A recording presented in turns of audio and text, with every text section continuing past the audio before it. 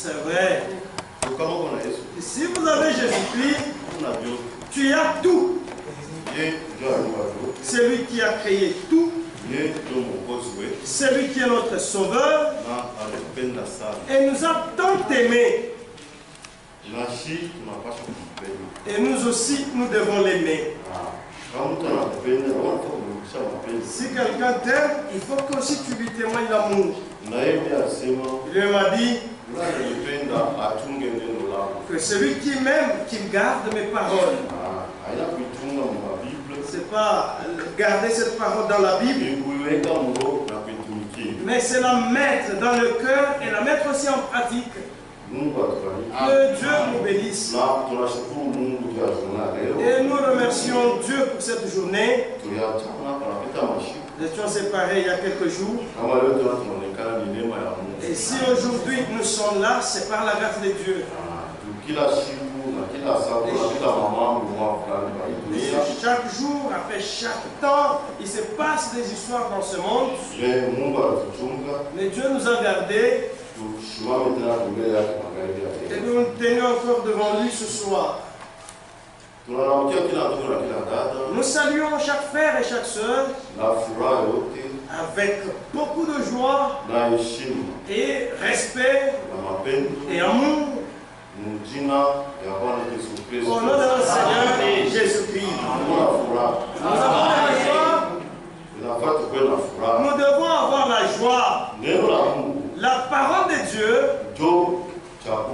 c'est ça notre nourriture. C'est ça notre vie. Même si on l'a prêché de quelle manière, il faut seulement dire à Dieu, aide-moi pour que je fasse ce que tu veux. Faut pas craindre, faut pas fuir. Il faut aller à Dieu et lui dire, aide-moi pour que je sois ce que tu veux que je sois. C'est ça la position des enfants de Dieu. Petro, lorsque la parole de Dieu était devenue très dure, Jésus-Christ a dit, vous m'avez suivi à tour de pain, mais aujourd'hui, celui qui ne mangera pas ma chair, qui ne boira pas mon sang, il n'est pas digne de moi. Ils se sont regardés, ils ont dit non. Mais ces petits enfants commencent à nous mépriser à cause de la nourriture. Pourquoi seulement je mangeais? Alors que celui que nous avions suivi, Dieu, comme il connaissait bien le cœur, ainsi il leur avait dit de leur avoir ouvertement, ne m'avez pas suivi pour écouter la parole de Dieu, mais vous m'avez suivi pour que je vous donne du pain. Mais aujourd'hui, celui qui ne mangera pas ma chair, ne boira pas mon sang, n'est pas digne de moi. Alors ces papas là on dit, non, nous partons. Ce petit n'a pas de respect. Tous sont partis. Petro et les autres sont restés. On s'est regardé. À qui vous êtes restés faire quoi? Vous aussi partez. Pierre, à qui irions-nous? C'est toi qui as les paroles de vie. Il n'y a nulle part où nous pouvons aller. Tu ne peux pas nous chasser. Nous restons et nous restons seulement avec toi. Jésus leur répondit, c'est pas vous qui m'avez choisi, c'est moi qui vous ai choisi. Pourquoi vous êtes resté ici? Des élus. Les élus ne fuient jamais la parole de Dieu. Même si ça devenait difficile de quelle manière, ils disent toujours à qui irons-nous? Nous restons seulement avec toi. Il est dit dans la Bible que celui qui va nous parfaire, celui qui va nous donner ce pouvoir de vivre sa parole. Qui va vous donner le pouvoir de vivre la parole. Que Dieu bénisse. Nous allons debout pour la lecture de la parole de Dieu. Matthieu chapitre 27. Mathayo sura 27. Verset 11. Shairi ya 11. On va commencer à sauter. Matthieu chapitre 27. Mathayo sura 27. Verset 11. Shairi ya 11. Nous lisons. Jésus comparé devant le gouverneur. Yesu akasamba mbele ya Yohali. Le gouverneur l'interrogeant en ces termes. Liwali akamuuliza mwimisemo, Es-tu le roi des Juifs? eti kwa mfano wa Yahudi? Jésus lui répondit. Yesu akamjibu, tu es dit. Unasema. Mais il ne répondit rien aux accusations des principaux sacrificateurs et des anciens. Lakini ashikujibaga ukitu kwa ile mastaki bakwani bakuu na wazee walimshtakaka nayo. Alors Pilate lui dit. Pale Pilato akamwambia, n'entends-tu pas de combien de choses qu'il t'accuse? Et Jésus lui donna la réponse. Et Jésus ne lui donna de réponse. Sur aucune des paroles. Ce qui étonna beaucoup les gouverneurs. À chaque fête, le gouverneur avait coutume de relâcher un prisonnier. Celui que demandait la foule. Ils avaient alors un prisonnier fameux nommé Barabbas.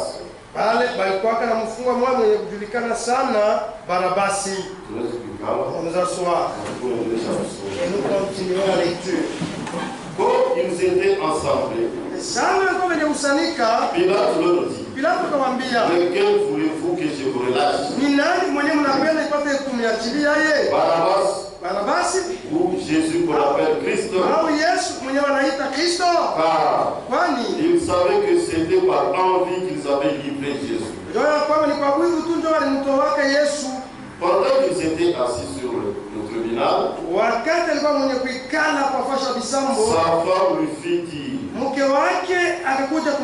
qu'il n'y ait rien entre toi et c'est juste.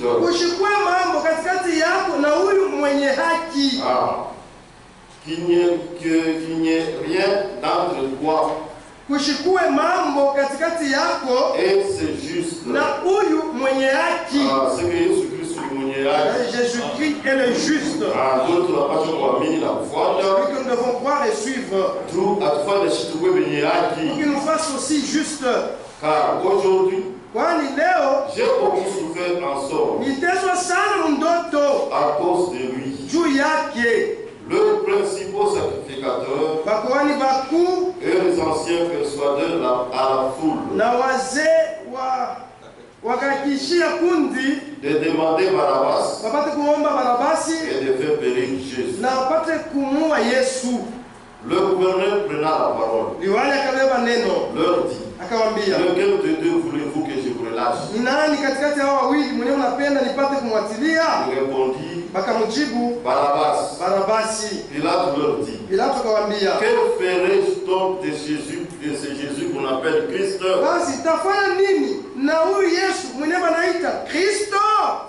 Tous répondirent qu'il soit crucifié. Afoué. Le gouverneur dit, mais quel mal a-t-il fait? Et il criait encore plus fort qu'il soit crucifié. Pilate, voyant qu'il ne gagnait rien, mais que le tumulte augmentait, prit de l'eau, se lava le mains, en présence de la foule, et dit, je suis innocent du sang de ces justes. Cela vous regarde. Et tout le peuple répondit, que son sang retombe sur nous et sur nos enfants. Nous avons prier Dieu. Seigneur, ce soir nous venons à toi. C'est toi qui as écrit ces paroles. Descends notre Dieu. Au nom de Jésus-Christ. Et que tu nous enseignes comment nous devons vivre ta parole. Montre-nous les histoires, les choses qui se sont passées à cet endroit. Et que nous prenions position pour te suivre. Tout ce qui se trouve ici et tous les soucis de tout un chacun, tu les connais. Tu connais les souffrances de tout un chacun, spirituellement et charnellement. C'est toi la solution. Et ce soir, réponds à tout un chacun. Nous à sa requête qu'il a. Aide-nous à toutes choses. C'est toi que nous suivons. Nous ne suivons pas un homme. Nous ne suivons pas les hommes. Mais nous suivons toi, Jésus-Christ. Descends comme tu descendais chaque soir dans le jardin d'Éden. Et si la Bible dit tu es le même hier, aujourd'hui, éternellement. Fais-nous réussir à chaque chose. En tout, du début jusqu'à la fin. Au nom du Seigneur Jésus-Christ. Amen. Amen.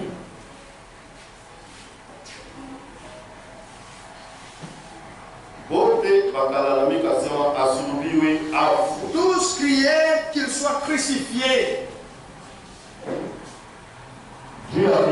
Pourquoi? Sans aucun problème. Sans aucune faute. Il n'y a aucune chose de mal que Jésus avait fait pour qu'il soit tué. Mais ceci devait arriver pour que la parole de Dieu s'accomplisse. Pour que toi tu reçoives le salut et que moi je le reçoive aussi. Pilate a dit que ce problème est devenu difficile. Il s'est lavé les mains. Et ceci ne me regarde pas. Cet homme est juste. Maintenant, s'il est juste, pourquoi tu n'as pas plaidé en sa faveur? Pourquoi tu ne l'as pas relâché? Mais pourquoi tu l'as livré pour qu'il soit crucifié? Pourquoi? Que ferons-nous de ce Jésus qu'on appelle Christ?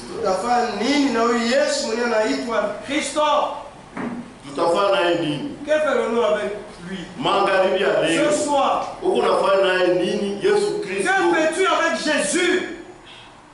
Depuis que tu as cru le message, tu as découvert que Jésus-Christ est le véritable Dieu. C'est-à-dire les Écritures, c'est lui Jésus-Christ. Maintenant tu fais avec quoi? Ce soir, c'est Jésus. Ce jour-là, le temps passé ou les jours passés, il était dans les mains de Pilate. Mais aujourd'hui, ce soir, depuis que tu as cru, il est entre tes mains. On va dire ceci.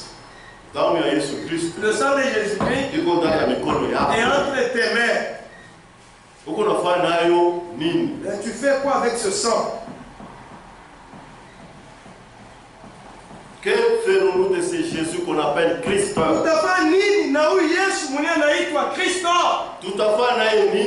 ferons-nous? Est-ce que nous allons faire semblant de le livrer? Je suis innocent. Je ne parle pas de frère innocent. Le problème est là. Il est entre tes mains. Il est entre tes mains. Il est entre les mains de tout chacun qui est ici. Frère Sylvain, regarde-nous. Jésus est entre tes mains et son sang est entre tes mains. Il est entre les mains de toi, ma soeur, toi, mon frère. Et il est entre mes mains. Son sang est entre nos mains. Maintenant, vous faites avec quoi de ce sang? Depuis que vous avez cru,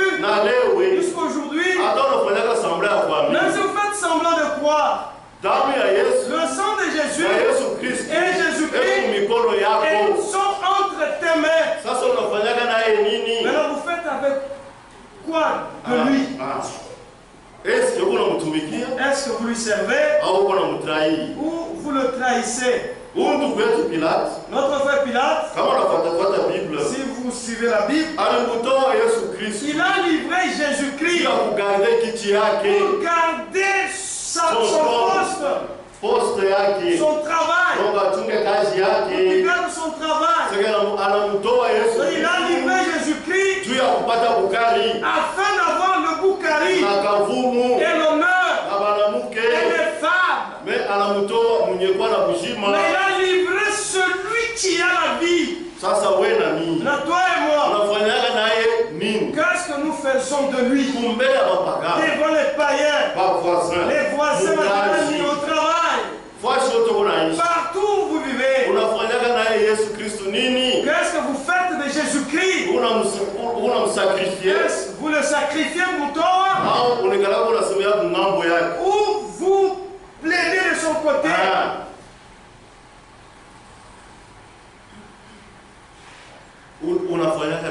Qu'est-ce que vous faites de lui?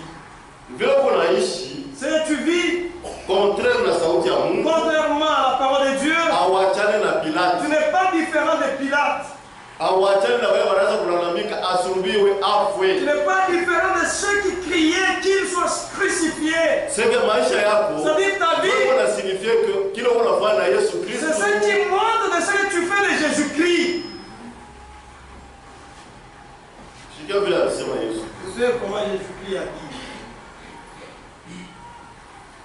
Jean chapitre 12.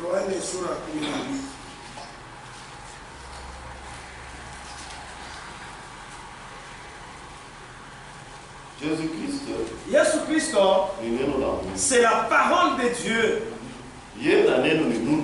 Lui et la parole sont un. C'est pourquoi il a dit de celui qui m'aime, qu'il garde ma parole.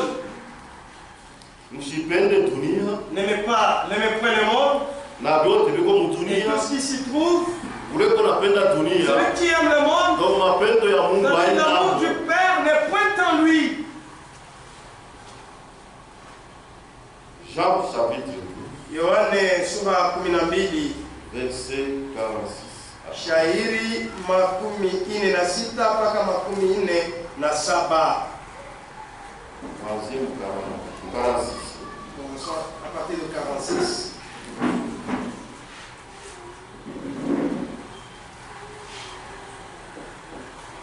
Je suis venu comme une lumière dans le monde, afin que quiconque croit en moi ne demeure pas dans les ténèbres. Celui qui n'est pas dans la parole de Dieu et dans les ténèbres. Et le monde entier, sans la parole de Dieu, tout celui qui n'est pas dans la parole de Dieu, il vit dans les ténèbres, dans les péchés. C'est pourquoi il ne voit pas. Il fait tout ce qu'il veut. Mais celui qui a la parole de Dieu, il vit dans la lumière de Dieu. C'est-à-dire la parole de Dieu, c'est sa lampe qui lui éclaire. Ici c'est bon, là c'est mauvais. Mais papa là, mais va de ce côté. La Bible dit que nous ne devons pas vivre comme des païens. Les païens vivent avec leurs pensées païennes. Et ils ne connaissent pas la parole de Dieu. Mais toi et moi, nous connaissons la parole de Dieu. Et tous savent que nous sommes dans la vérité. Mais que fais-tu de cette vérité? Nous comprenons. Dans ce cas, est-ce que les gens croient que tu es chrétien? Ta vie, tes œuvres, tes paroles, ton langage, la façon dont tu réponds. Est-ce que les gens croient que tu es chrétien? ou tes paroles, tes œuvres, et les gens doutent. Mais celui-ci aussi du tabernacle. Pourquoi il fait la prostitution? La femme d'autrui? Mais tu es une femme d'autrui. Mais tu avec des païens. Combien de fois tu fais outrager Jésus-Christ? Et tu les crucifies de nouveau. Et toi aussi, tu ne diffères pas de tous ceux-là qui criaient qu'ils soient crucifiés. Mais en regardant, Pilate, lui, a déclaré que Jésus était juste. Oui, c'est vrai. C'est lui, les justes, maintenant, pourquoi tu ne vis pas comme lui est juste? Qu'est-ce qui te manque? Pourquoi tu ne vis pas la parole de Dieu? Pourquoi tu ne témoignes pas Christ au monde? Regarde les années depuis que tu as cru. Compte toi-même. Ça fait combien d'années? Il faut faire combien? Alors combien d'années pour montrer ou témoigner Jésus-Christ au monde? Alors montrer Jésus au monde, c'est pas seulement péché, mais c'est la vie. Ta vie et ma vie. C'est pas prêcher. Non. C'est ta vie et ma vie qui doit montrer Jésus-Christ à ce monde. C'est-à-dire Dieu dans cet âge a voulu te choisir et me choisir pour que nous puissions le montrer à ce monde qu'il est vivant et qu'il jugera les hommes. Nous accordons, efforçons-nous, combattons, vivons la parole de Dieu. Tu as un problème, même si tu fuyais. Tous ceux-là qui ont cru ce message, après ils l'ont abandonné. Ils sont rentrés dans les métaux, je sais où, d'autres ont changé la doctrine. Ils prêchaient ma fondation sa fille. Mais aujourd'hui, ils commencent à prêcher ma fondation à Bongo. Oh, Munguro Mekolifunuliwa. Oh, Nema Shompaka. Oh, Masha Mashwa. C'est ça le nom de Jésus. Dans la mise en situation. Maintenant, toi, tu as appris ça. Ils prêchaient la sainte doctrine. Maintenant, pourquoi ils ont abandonné la sainte doctrine? Eux-mêmes ont une réponse. C'est à cause seulement de l'argent. Si vous prêchez ma condition Bongo, tu as des dollars. Si vous prêchez au Kweli, ils vont te haïr. Ils ne t'aimeront jamais. Celui qui prêche le faux, il flatte les gens. Celui-là a des dollars dans sa poche ou ses poches. Ceux-là qui ont été choisis pour prêcher, ceux-là qui nous ont précédés, leur Père, ils prêchaient la seule doctrine que nous prêchons. Mais aujourd'hui, ils prêchent la fondation à Bongo. Pourquoi? L'honneur, l'argent et les femmes. C'est-à-dire, ils ont livré Jésus-Christ pour la célébrité, à cause de l'argent. Ils ont livré Jésus-Christ. Et toutefois qu'ils vivent, ils crient qu'ils soient crucifiés. Alors qu'ils condamnent les Juifs. Toi aussi, tu n'es pas différent des Juifs. Et toi aussi tu cries selon ta ruse. tu abandonnes la saine doctrine, tu commences à prêcher ma punition pour que tu trouves de l'argent. Allez le regarder. Leurs églises sont pleines. Et ils sont devenus riches. Mais là qui, à la fin, ils vont pleurer. On a crucifié. Vous avez crucifié. Pour la seconde fois. Marapili. Maître Wabushima. Le maître de la vie. Tu as Bukai. À cause du foufou. Tu as Kafumu. À cause de la célébrité. Vous le trouverez là que nous allons. Cette parole que nous prêchons. Déjà, tout on peut dire qu'il fuit. C'est faux. Là que nous allons, tu la trouveras.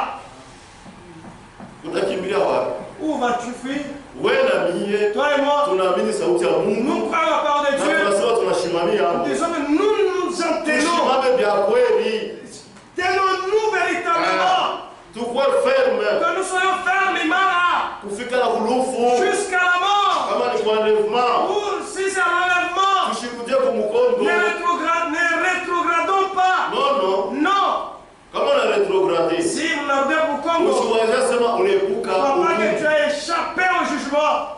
Pilate, c'est la même les mains. Et à la fin, il est allé se pendre. Judas, c'est lui qui l'avait livré. Il est allé le vendre pour trouver l'argent. Et peu d'argent seulement.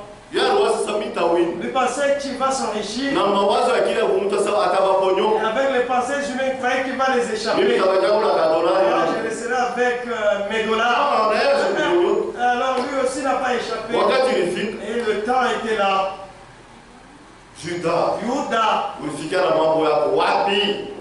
Où est-ce qu'il est arrivé avec son problème? Et parmi nous, il y a beaucoup de Judas qui trahissent la parole de Dieu. Ils trahissent les véritables prédicateurs. Ils trahissent le message. Ils commencent à le mélanger avec des histoires fausses. Laissons le message tel que Dieu l'a donné. Pas y ajouter tes affaires. Et n'y enlève rien. Laisse tel que ça y est. Que ne soit dur, difficile, que ne soit facile. Nous sommes les enfants de Dieu. La parole de Dieu n'est pas dure. C'est ça leur nourriture. Et c'est ça la vie des enfants de Dieu. Si pour toi ça devient dur, mets-toi chez nous. Il y a Dieu pour quitter. Faut pas fuir. Oui, n'est pas la solution. Oh, comment Pilate s'est lavé les mains. Et tous les hommes. C'est faux. Toi qui devais plaider en sa faveur en disant laissez-le. Ne le tuez pas, il est innocent. Mais Barabbas, c'est lui le bandit, tuez-le. Non. Et tu as fait la toi et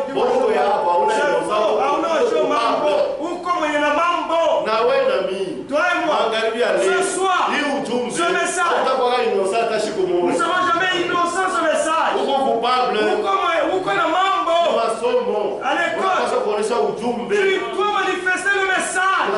Tu dois vivre comme le message dit. À la maison, au travail, partout, tu dois vivre le message. Nous accordons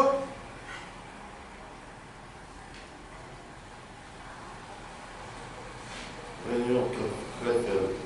Moussani pour très faible. Dimanche le 7 avril 2019. Le 7 juillet 2019. Très bien, c'est moi. Commandant de Dieu.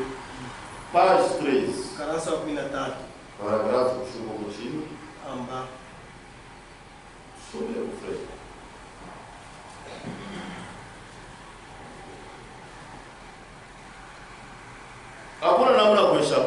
Il n'y a pas moyen d'échapper. Tu as déjà cru se finir. Ah, j'ai abandonné. C'est toi qui dis ainsi. Mais le sang de Jésus entre tes mains.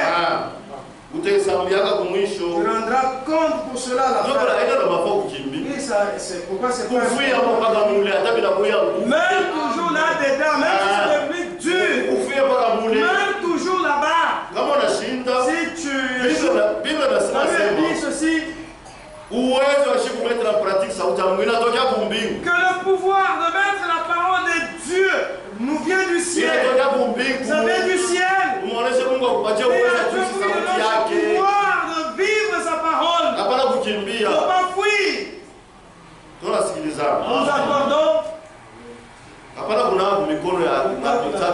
les mains comme Pilate. Même si vous l'avez, vous amenez tous les océans. C'est faux, ça ne sera jamais ôté. C'est gravé dans tes mains. Amen. Où tu vas te laver pour échapper. C'est la grâce que Dieu t'a faite. Dans cet âge, la parole de Dieu. Beaucoup ne croient pas. Si vous leur dites, ils commencent à rire. Même leur moquerie là, ils rendront compte. Ils vont pleurer. C'est la grâce que Dieu nous a fait dans il avait fait pour ceux d'autres fois. Noé a eu grâce. D'Israël, Dieu leur avait fait grâce. Jésus leur avait fait grâce.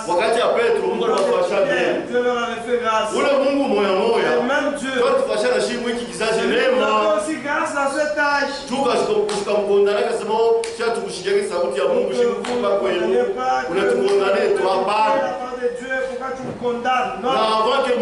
Et avant que Dieu ne frappe ce monde, il a toujours averti. L'avertissement, c'est ça la grâce. La grâce et la grâce. Nous accordons. Dieu nous aime. Même si tu es où, Dieu va te chercher. Même si tu es dans les ou chez les lui va aller t'arracher de là. Et vous rencontrez avec ce message. Même si tu tombes, relève-toi. Il ne faut pas fuir. La Bible dit, juste tombe cette fois. Il se relève. Paul dit que nous marchons de diverses manières. Nous ne faisons pas. C'est un accident. Relèvez-vous. Jésus est là. Et son sang est là. Et chaque jour, il est en train de plaider pour nous. Puisqu'ils ne connaissent pas ce qu'ils font. Maintenant, où va-t-il? Le sang de Jésus. De la part de Dieu qui vous condamne. Dieu Seigneur, aide-moi. Je voudrais vivre comme tu l'as dit. Alors j'ai pas de pouvoir. La force, le pouvoir venant de toi pour que je vive comme tu l'as dit. Je vois la sincérité de ton cœur. Et il va te faire ce que tu lui as demandé. Il va faire que la parole de Dieu soit facile ou simple à toi. Et ça ne sera pas dur, difficile. Maintenant, ça veut dire que nous fuir. Non. Si c'est mourir, je vais toujours mourir dans la parole. On me condamne, j'ai rien. On me condamne, j'ai rien. Je vais mourir ou toujours aller à ses pieds. Marie-Madeleine. Quand Jésus était invité à la regarder, mwenye wa aliumba mbingu na dunia kwa mkono. Anasema paka hapa occasion yangu niombe huruma. Mon occasion est là, je dois demander pardon. Asukimbia Elle n'avait pas fui. Anaingia. Il est entré. Seigneur nihurumie. Seigneur pardon. Bali wanaomba huruma. Yeye Mungu yuko naona. Et Dieu lui voyait. Kama wote wanaona chepe. Les autres ici étaient au pied de Jésus. Mambo ya Mungu ni mystère. Les enfants de Dieu ni Syrie. Batoto ya Mungu. Les enfants de Dieu. Banalombaka bya kweli. Ils se réveillent, ils demandent. Na Mungu anabashikia. Et Dieu les exauce. Na anabachibwa. Et il les répond toujours. Marie-Madeleine analia. Marie-Madeleine a pleuré. Kama unalia ni kama unalia manzambi yake. Elle ne savait pas de quoi il pleurait alors qu'elle pleurait sur ses péchés. Na Yesu anamwambia sasa. Et Jésus lui dit que je t'ai pardonné. Les Pharisiens ont dit, c'est un prophète. C'est un prophète. Et là, je suis là, c'est bon, mon ami qui est maïcha. Il ne voulait pas que cette femme a une mauvaise vie. Et toi, qu'est-ce que tu vas dire à Dieu? Mais Dieu connaît tout. Il commença maintenant à dire qui avait les débiteurs, les anciens. À l'autre, elle a donné 50 000 ou $500. 500 $. Quand on va l'homme, on est parti de quand ils allaient réclamer, on a fait un don par j'ai fait. Donnez-moi, payez-moi. Ils ne seront pas me payer. Il va pardonner. Et je les pardonne seulement. Bon, mais il y a tiré des niais. Ne me payez pas. Je vais 50 000 kushiriki. Naomba $500 kushiriki. $500 ne me paye pas. Je vous ai pardonné. Sasa baba deux. L'entre les deux. Nani atafurahi? Qui va tellement se réjouir? Tutakujibu. Nous allons te répondre maintenant. Sasa ajibu wewe. Réponds. Oh, wanani? Wanani wa 500 tutashikia $500, furaha. c'est celui qui va se réjouir. Sasa. Ah ouais, oui. Ndio kwa maana huyu dada. Et c'est pourquoi cette femme. Mungu anamsamehe madhambi yake yote. Mimi nampardonne. Elle a pardonné tous ses péchés. Alikuwa na bila mingi Mungu ruhusa kukushika péchés. Mais hier alikuwa na bila mingi mimi namhurumia. Elle avait beaucoup de péchés et elle est pardonnée. Niangalia baba. Et voyez ces gens. Non. Non. Unahurumia watu madhambi. Pardonne les gens des péchés. Frère. Nous créateur alikuwa pale. Mon match était là. Ule aluba biote. Celui qui a créé tout. Mais où dada huyu? Mais il ne savait pas. Alors cette femme, elle a découvert que c'est que mambo ya Mungu. Vous avez les enfants de Dieu. C'est la révélation. La révélation. Jésus-Christ. Jésus-Christ. Même aujourd'hui, s'il se manifestait dans la chair humaine et qu'il venait ici dans ce monde, vous le découvrez que celui, il faut qu'il se révèle à toi.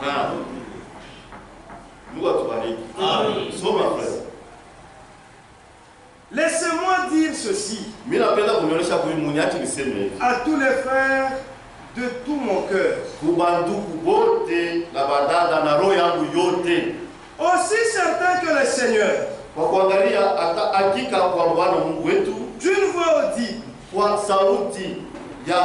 voix audible, le 19 septembre 1976, à Edmonton, m'a dit, mon serviteur, j'étais établi selon Matthieu 24, du verset 45 au verset 47. Je t'ai prédestiné à distribuer la nourriture au temps convenable. C'est aussi certain que chaque parole de Dieu est certaine dans la Bible.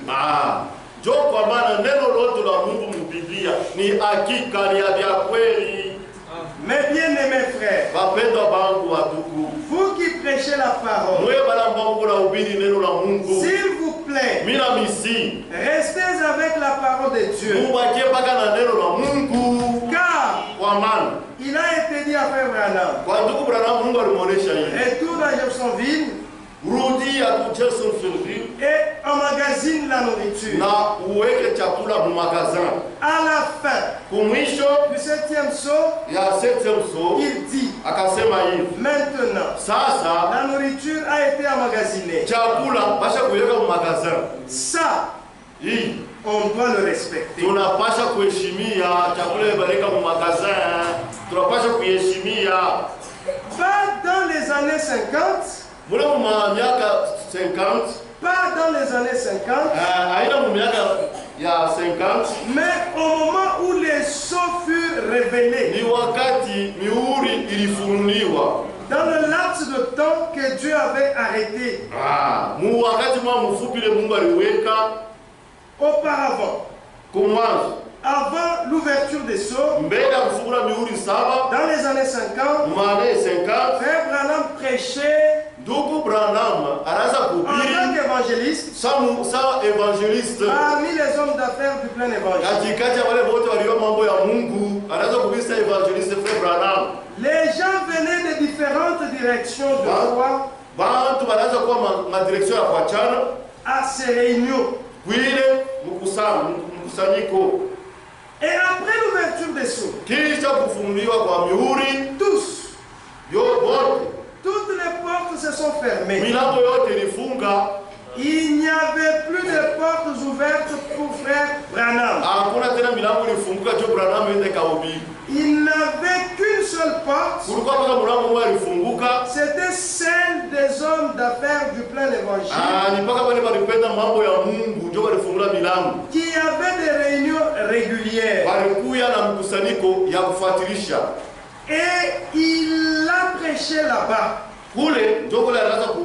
Mais disons les choses encore une fois. Parce que Frère Branham avait reçu un mandat direct de retourner Jeffersonville et d'emmagasiner maintenant la nourriture. Et William Branham m'a dit le 3 décembre 1962. Le 3 décembre 1962. Le 3 décembre 1963. 62. La nourriture que tu dois emmagasiner, c'est la parole promise pour ce temps. Et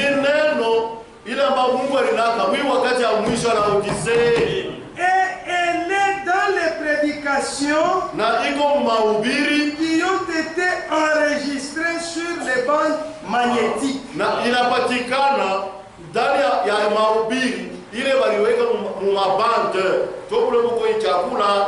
Mais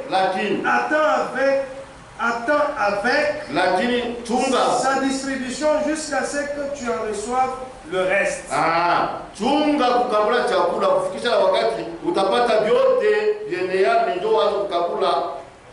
Ce que je dois dire à tous les frères au nom du Seigneur, c'est la chose suivante. Transmettez. Donnez seulement ce que Dieu, par sa grâce, nous a donné.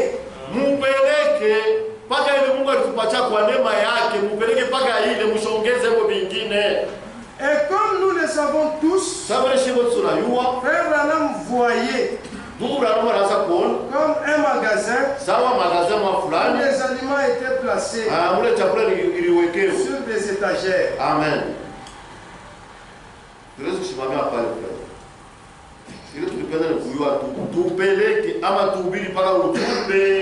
Prêchons seulement le message. Seulement ce que Dieu a révélé dans la Bible. Dieu a révélé seulement ce qui est écrit. Ce qui n'est pas écrit, Dieu n'a pas révélé cela. Les tonnerres ne sont pas écrits. Le 7e sceau, on n'a rien dit sur ça. On n'a pas révélé cela. Non. Disons et prêchons seulement ce que Dieu a révélé dans notre âge. Cela nous suffit. C'est pas nécessaire d'ajouter ou de retrancher. Si vous ajoutez ou vous retranchez, cette prédication t'appartient. C'est ton message. Il n'est pas de Dieu. Cela n'engage pas Dieu. Ça t'engage toi seul et ton diable. Très chaud. Seulement ce que Dieu a révélé dans cette âge. Et Dieu a révélé dans cette âge. Ce sont les Écritures. C'est là. Nous avons 66 livres. C'est que Dieu a révélé. C'est que toi tu ajoutes. Ça vient d'où? Ça n'aidera à rien. D'abord, c'est que Dieu nous a révélé. Tu le refuses. Alors, ce que toi tu donnes, ça va t'aider à quoi? Tu n'es pas normal dans ta tête. Tu as des démons ou qu'on rebelle. Tu es comme ton père, le diable, Satan. Et mieux la parole de Dieu. Il ne faut pas trahir la parole de Dieu à cause de ta célébrité. Pour avoir une grande église, tu mourras. Le péché de ce Jésus qu'on appelle Christ. Le sang de Jésus est entre tes mains. Fais semblant de changer mon fondation. Un jour là, tu auras des mots à la fin. Ce message, tu le trouveras là où nous allons. Et c'est ce message qui va te juger. C'est toi tu as ajouté. Tu regretteras. Et tu sais savoir pourquoi tu as ajouté. Tu as ajouté pour que tu aies de l'argent. Pour que tu aies de la popularité. Pour que tu t'enrichisses. Sache que ça pour un temps, c'est passager. Et tu as rejeté la vie éternelle. Comme Esaü. Et tu as vendu l'alliance de quoi à cause seulement d'un plat d'haricots. Et tu as perdu la vie. Et alors tu vas commencer à rechercher cela et tu n'en trouveras pas. Tous ceux-là qui ont changé ma fondation. À la fin. Il faut maintenant commencer à devenir pour. C'est trop tard, c'est trop tard. Ça échappe, ça t'a pas dit Vous retrouverez devant la barre. La Bible avait dit, c'est tellement malheureux. C'est terrible. De tomber dans les mains de Dieu pour être jugé. Tu pas de sambichois. Et tu connais bien le motif pour lequel on te jugera. C'est pas tout cela qui m'appelle Seigneur, Seigneur, qui entreront dans le royaume des cieux. Mais seulement ceux qui font la volonté de mon Père sont eux qui entreront. Dans quelle volonté de Père? C'est la parole de Dieu. Nous devons vivre la parole de Dieu. Qu'il plaît, qu'il neige, ou peine ou peine, tu dois vivre la parole de Dieu. Si tu es chaud, dis à Dieu, Seigneur, aide-moi. Je vais où en partir? Comme Pierre l'avait dit. Quand il a dit, Seigneur, tout est d'accord. Voilà, acquire-nous. Ces paroles que tu as dites sont tellement fortes. Maintenant, aide-nous. Ne nous rejette pas. Nous n'avons nulle part où aller. Que Dieu nous bénisse. N'abandonnons pas la parole de Dieu. Non. Si vous abandonnez la parole de Dieu, c'est Dieu que vous avez abandonné. Maintenant, si vous abandonnez Dieu, c'est lui qui jugera tous les hommes. Et les morts, et les vivants, et ceux qui croyants, et les incroyants, tous seront jugés par lui. Frère, là où nous allons, les gens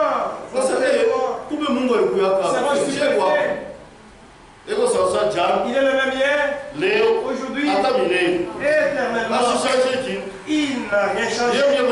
Je suis Dieu, je ne change pas. De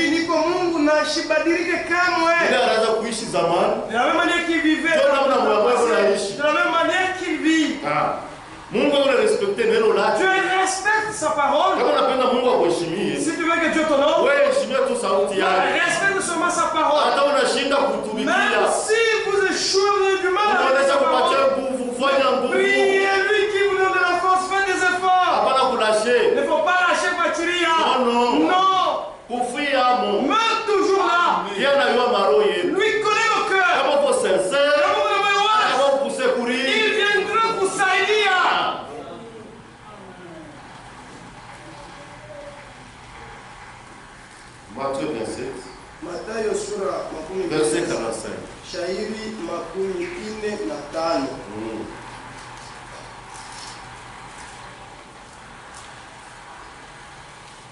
Depuis la 16e heure jusqu'à la 9e, il lut l'Éternel sur la surface de la terre.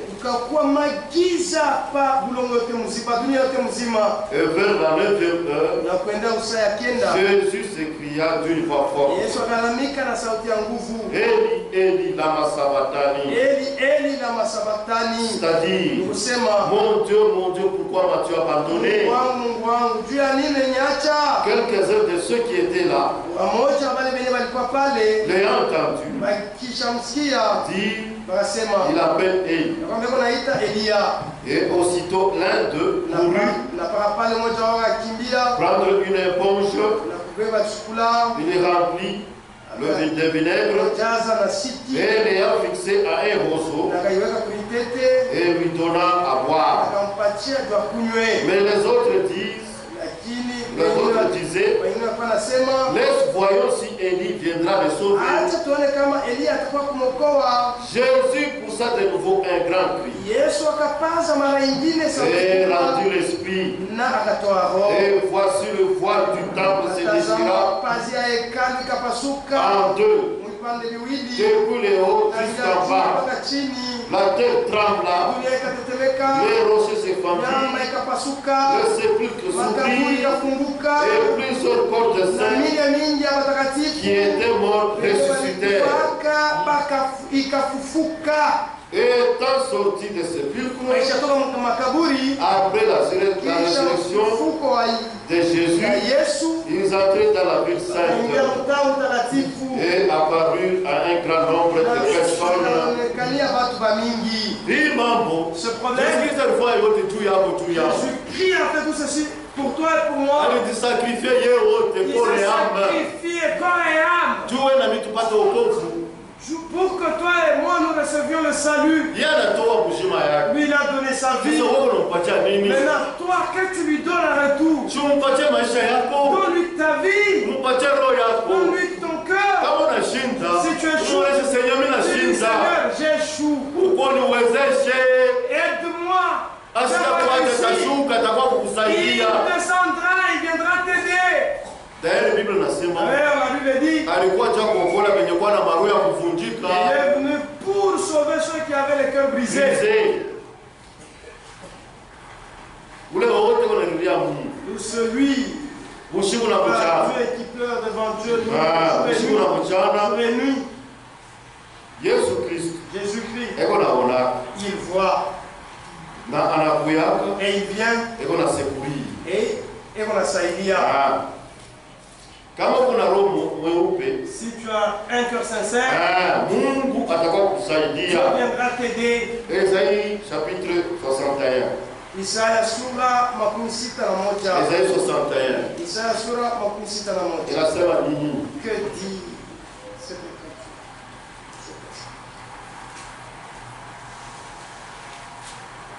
Verset 1. Shairi ya kwanza. L'Esprit du Seigneur, l'Éternel est sur moi. Car l'Éternel m'a oint pour porter de bonnes nouvelles aux malheureux.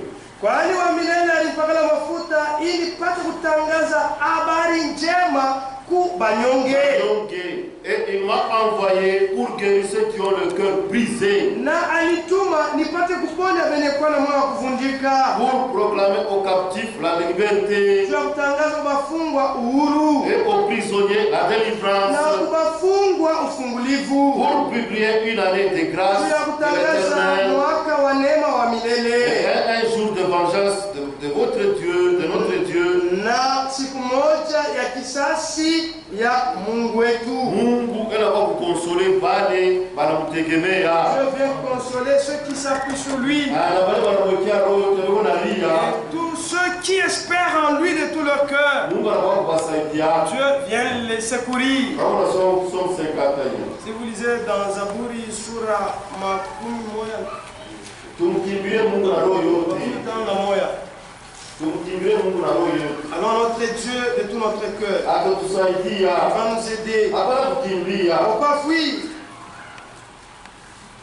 Psalm 51. Zaburi sura ya 15 verset 3. Sharia 3. Oh Dieu, Mungu, aie pitié de moi. unione huruma. Par ta bonté, Wema wako. selon ta grande miséricorde. Kufuatana na neema yako kubwa. C'est comme ça que les enfants de Dieu prient. C'est comme ça que nous devons prier notre Dieu. Il viendra et pour qu'il vienne nous secourir. Selon ta grande miséricorde. Efface mes transgressions. Lave-moi complètement dans mon iniquité. Et purifie-moi de mon péché. Unitakase kwa dhambi yangu yote.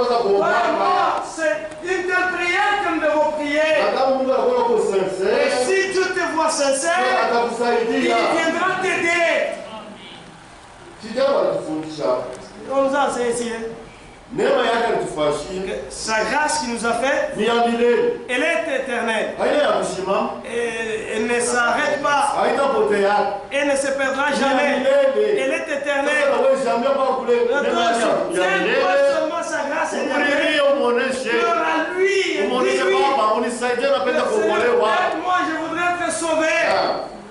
Car, verset 5. Je reconnais mes transgressions.